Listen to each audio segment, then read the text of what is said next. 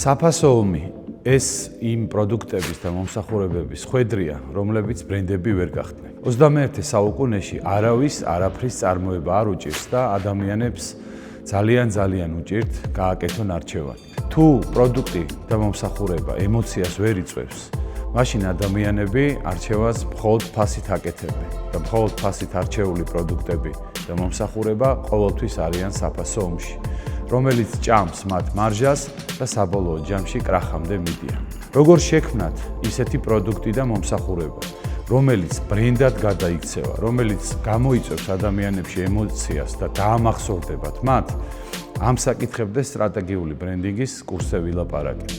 რა უნდა გავაკეთოთ იმისთვის, როგორ უნდა დავიწყოთ, საიდან დავიწყოთ, რანაირად დავიწყოთ, რომ შევქმნათ ემოციური, დამახსოვრებადი, არჩევადი და გრძელ ვადაში განმეორებითი შესყიდვების მქონე ბრენდი.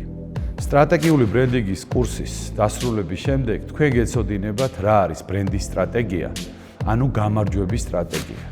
რატომ აკეთებთ რაღაცას, როგორ აკეთებთ, ვისთვის აკეთებთ, როგორ უნდა მოიქცეთ, რაზე უნდა ესაუბროთ ადამიანებს და როგორ მიაღწიოთ გამარჯვებას იმ ინდუსტრიაში, იმ ინდუსტრიის კონკრეტულ კატეგორიაში, სადაც თქვენ შედიხართ და იწყებთ თქვენი ბრენდის შენებას.